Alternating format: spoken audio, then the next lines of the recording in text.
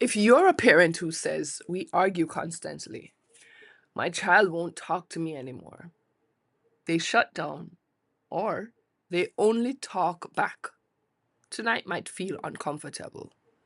Because sometimes the problem isn't that our children won't talk, it's that we don't listen, so they don't feel heard. Communication is not just about what you say, it's about how well you listen. And many of us were never taught how to do that well. So today we're going deeper. Last week we talked about regulation, safety in the nervous system. This week we're talking about listening because you cannot influence what you refuse to hear. Why do children stop talking? They stop talking because they are corrected mid sentence. Their emotions are minimized. Their experiences are compared. Their vulnerability is used against them later, or they are lectured instead of understood. Let's be honest. How many times has your child said, "You are not listening? You don't get it"? Forget it. And your immediate response would be, "I'm listening. I'm your parent, though. Don't talk to me like that." But here's the deeper truth. When a child says, "You don't understand," they are not attacking your authority. They are expressing emotional distance. And emotional distance grows when listening is replaced with fixing. When your child speaks, their nervous system is scanning for the safety or judgment. Are they going to use this against me later? Will I be getting in trouble? And if their brain senses threat, it's a no-no. They shut down. Even teens, especially teens. So if your listening feels like interrogation, cross-examination, immediate correction, or solution, their brains shifts to defense. And defense sounds like attitude, but often it is protection. Listening lowers defenses, control raises them. There are four listening skills parents must practice. And this is where we get practical. We need to reflect before we respond. So instead of jumping to solution, try to reflect. It don't mean you have to agree with them. It means you understand. You are showing them that you understand. You can validate their emotion without approving their behavior. So a child would say school was stupid. Don't say that. Try a different way. Sound like something frustrating happened today. What went on? Tell me about your day. When children feel understood, they soften. 2, don't interrupt emotional processing. When a child is explaining something, especially something messy, resist the urge to correct details. Nobody likes a know-it-all. If they are wrong about part of the story, you can address it later. In the moment, what they need most is to feel heard. So interrupting, "My point matters more than your experience." That's what you're telling your child.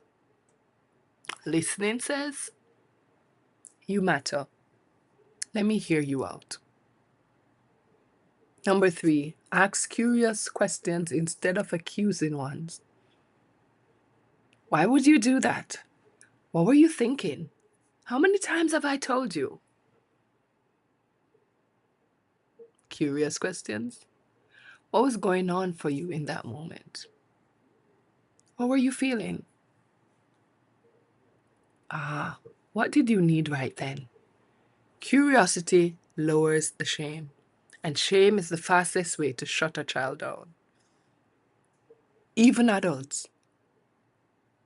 Number 4, delay the lecture. No one needs a lecture.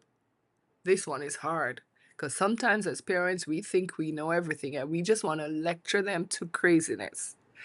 After your child opens up, though, your instincts is to teach. But teaching immediately after vulnerability can feel like punishment.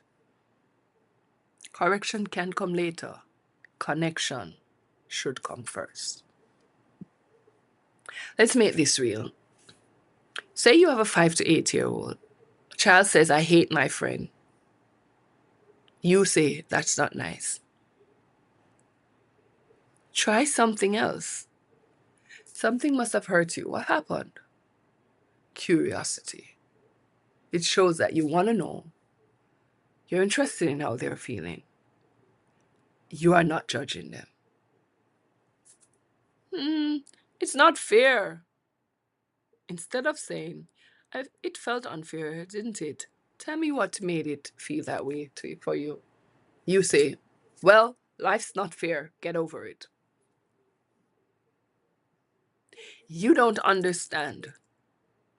Yes, I do. You could try. You're right. Help me understand your side. That one sentence can shift years of distance.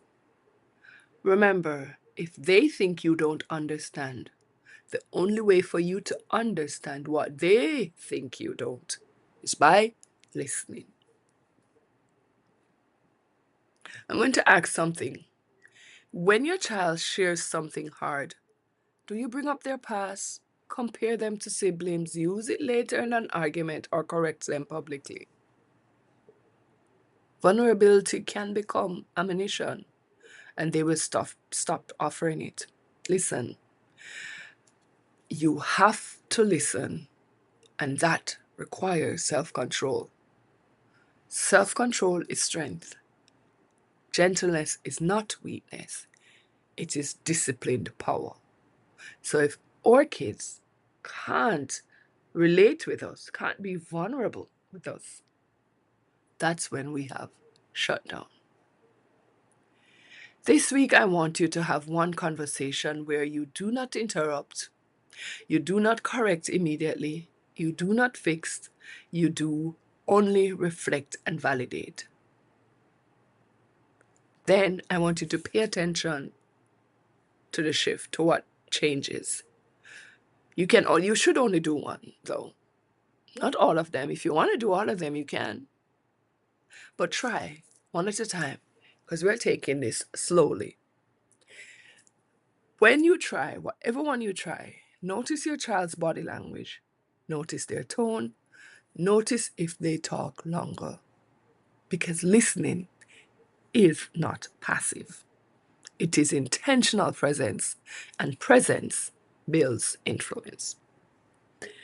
If your child has stopped talking, it may not mean they don't care.